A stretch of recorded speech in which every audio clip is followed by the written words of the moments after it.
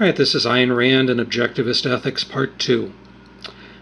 We saw that in Atlas Shrugged, Rand created or envisioned this futuristic world in which the communism had largely taken over the world, and she paints a very bleak, very dystopian picture of what that society would be like. Once people realized what that society was like and how horrible it was going to be, there were strikes everywhere. People were going out on strike. People were complaining about everything because of how bad life had become. And in addition to that, a lot of intellectuals were starting to disappear. John Galt was going around talking to intellectuals. He was talking to business leaders, and he was explaining the situation of what the world had become and how it's supposed to be. And he simply got them, like him, to drop out of society, to disappear, so that this horrible culture that we've created can crumble and die, and then they can come back and rebuild the world based upon solid capitalistic grounds in a way that everyone has the opportunity to be able to succeed in this world. And so Galt, actually the national leader, is about to speak to the world on this problem. He's going to try to get people to come back to work and pull towards the common goal, blah, blah, blah. But John Galt has hijacked the government signal. And so instead of the president's voice, we're going to hear the voice of John Galt speaking out to the world. In the novel, he speaks for about 100 pages. But in those 100 pages, the philosophy of objectivism is really spelled out. It's really there. It's given to us in its fullest form. Now, of course, we don't have time for that, and we're only focused on the ethics, but, that's where you would turn if you really wanted to understand objectivist ethics, is that speech, that address that Galt gives to the world. And he starts off here by saying, thinking is man's only basic virtue from which all the others proceed. That's pure Aristotle. It is us as the individual using that rational thinking mind that allows us to decide what is right from what is wrong, just like Aristotle had taught us. The problem is that there are so many people in the world that don't use that capacity. And so we need to press, we need to force, we need to push individuals to do so. Our only basic virtue from which all others proceed is thinking. In the text of Atlas Shrugged, it explains to us, let me see if I can find the passage here quickly. It says, if I were to speak your kind of language, I would say that man's only moral commandment is this, thou shalt think. But a moral commandment is a contradiction in terms. The moral is the chosen, not the forced, the understood, not the obeyed. The moral is the rational, and reason accepts no commandments.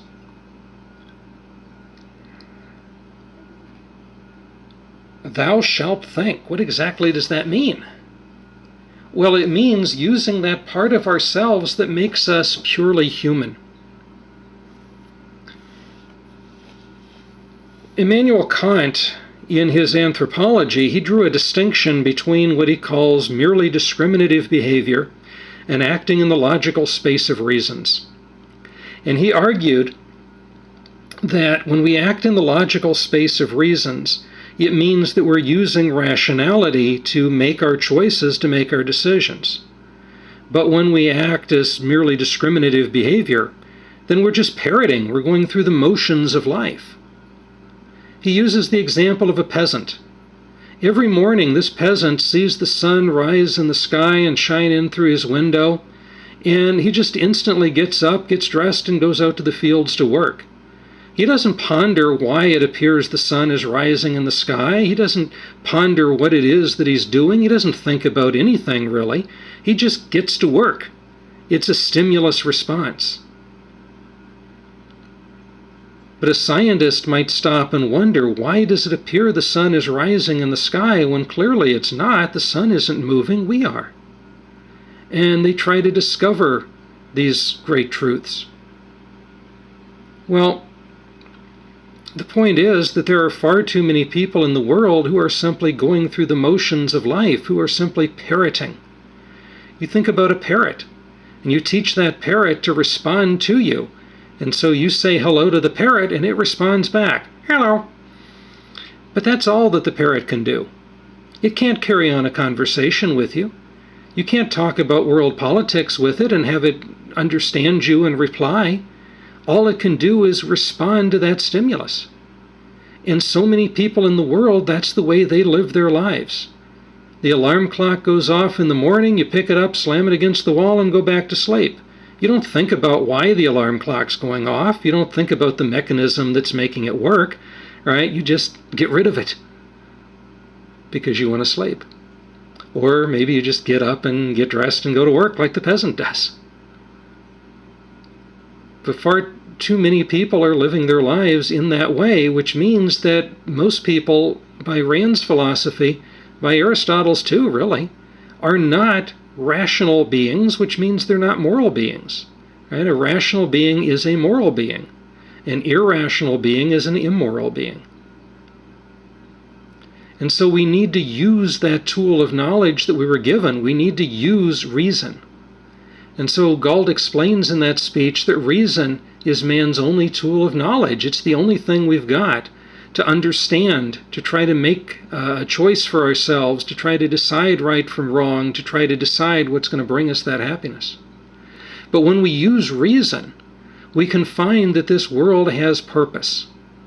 And that's a problem for a lot of people. You know, they look at this world and they think it has no meaning, it has no value, it has no purpose. And Rand says, no, you're wrong. I mean, if what you're looking for is some kind of big, grand, overarching biblical purpose, then no, it doesn't have it.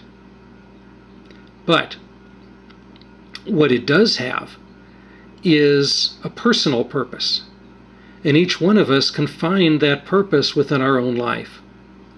And so the purpose is choice of the happiness which that tool must proceed to achieve. And once we found that there is a purpose to our life, namely to find happiness, then it increases that low level of self-esteem that so many people have. Self-esteem, his inviolate certainty that his mind is competent to think, his person is worthy of happiness, which means is worthy of living. And so we begin to develop that sense of self-esteem that says, not only do I have the ability to find happiness, but I also have the right to be happy. And once I realize that I have the right to be happy, I then go back and apply reason even harder to figure out how to make it a reality, to rebolster my purpose, which builds my self-esteem even further. And that circle, that cycle, just continues on and on and on from there.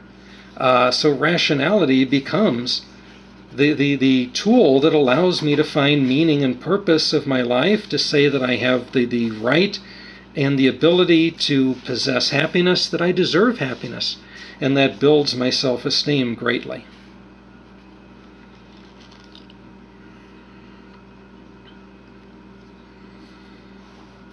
The next thing that is discussed in Galt's speech is this distinction between selfishness and sacrifice, because, you know, most of the time when we think about ethics, people talk about, you know, the needs of the many outweighing the needs of the few or the one. But Rand's philosophy puts the individual first, right? Selfishness is the greatest virtue. But she says part of the problem is because people don't properly understand what these terms mean. And so she defines here that selfishness means giving up something of lesser value in exchange for something of greater value. It means trading up. Whereas sacrifice means giving up something of greater value in exchange for something of lesser value. In other words, trading down. It's rational. It makes sense. It's logical. And therefore it is moral to give up something of lesser value in exchange for something of greater value. Trading up is rational and therefore moral. But as Rand would put it, only a moron would trade something of greater value for something of less. Only an idiot's going to trade down. And so sacrifice is a stupid thing to do. Sacrifice is irrational. And if it's irrational, it's immoral. Think about it this way. If I have a penny, and I say, I'll give you this penny in exchange for $1. From my standpoint, that makes sense. I'm trading up. I'm getting something that's only worth 1 penny in exchange for something that's worth 100. But if you took that offer, it would be pretty stupid of you, because you would be losing money, you would be losing things, you would be trading down. That wouldn't make any sense. But of course, when we look at this issue from the standpoint of money, it's pretty obvious. But when we think about our moral decisions, it's not quite so obvious anymore. Because money has a fixed value. Morality doesn't. Rand points out that each one of us has within ourselves our own personal hierarchy of what we value and what we don't. And so it's perfectly possible that a person could be operating from a standpoint of selfishness, and yet other people see it as sacrifice, or vice versa. Because I don't have the ability to look inside of anyone else's mind and see their hierarchy, any more than they have the ability to look inside of my mind and see my hierarchy. And so this becomes very personal in that respect. Let's suppose that you have been married for a long time to your spouse, and you are very devoted to this person, you love this person greatly, your happiness comes from being with that person and spending time with them. But all of a sudden they develop an illness. It's a potentially fatal illness. There is a cure, but that cure costs in excess of $1 million. Fortunately for you, you are a wealthy individual. You have $1 million, even though you had planned to do something else with it. Well, now you're confronted with a dilemma. What are you going to do? Are you going to spend that $1 million on what you'd originally intended to spend it on? Is that what's going to bring you the greatest happiness? Are you going to spend that money to save the life of your spouse? Is that what brings you greatest happiness? Are you going to hold on to the money for some other purpose? What are you going to do? Well, given the scenario that we just looked at, this person is going to spend that $1 million to save the life of their spouse. Other people looking on might look at that and say, well, look at the sacrifice that this person made. Look at all the money that he gave up. Look at all that he could have done with that. But he gave it up in order to save his spouse. That's a sacrifice. But Rand would say, no, there's no sacrifice being made here at all. What this man is doing is giving up something that to him is of lesser value in exchange for something of greater value. His future happiness depends upon being able to continue to spend time with that person. And so by spending the money to save her life, he is doing what is going to bring him the greatest happiness. Now, if these two had been fighting like Richard and Judy for the last 30 years, then maybe things would have been different. Maybe he'd have said, well, hey, it's too bad what happened to you, but I was really looking forward to buying that Lamborghini. He might have had a very different situation at that point. But because of the scenario the way it is, he is giving up the money to spend the money on the spouse. And that's fine. That is making a rational choice. It's making a rational decision.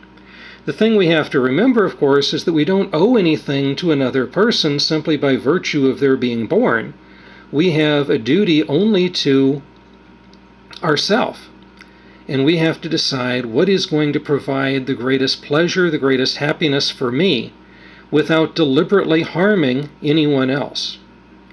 Now, that man did not do anything to make this person ill, so it's not his fault and it's not his responsibility. But he is going to make the decision as to what to do based upon what is going to provide the greatest happiness for him. Now let's complicate things a little bit. Let's say that a doctor comes to you and says, for that $1 million you're going to spend, I have a whole ward of patients over here that could be benefited.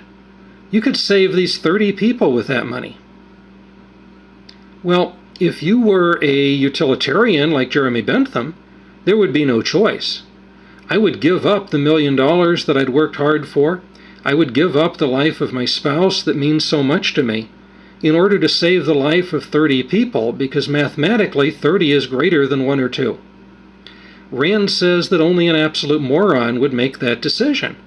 A rational person would never do that.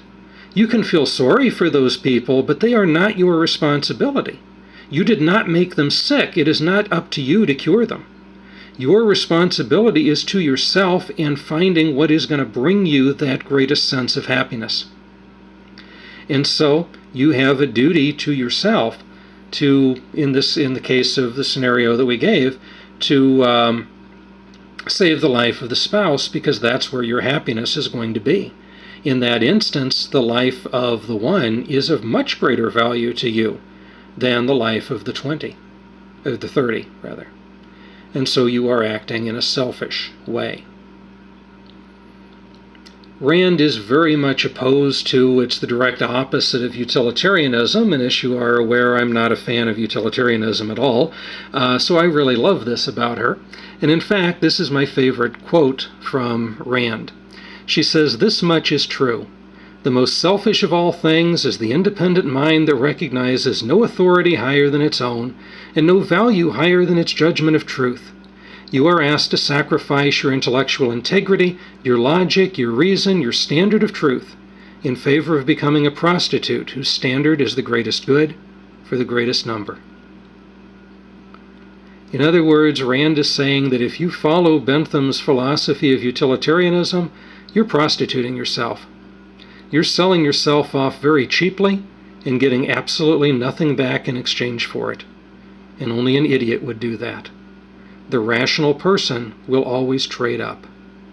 The rational person will always, the moral person will always make the rational choice. Because again, for Rand, for Aristotle, a rational decision is a moral decision. An irrational decision is an immoral decision. It would be immoral in the situation that we just looked at to give up that money to save those 30 other people.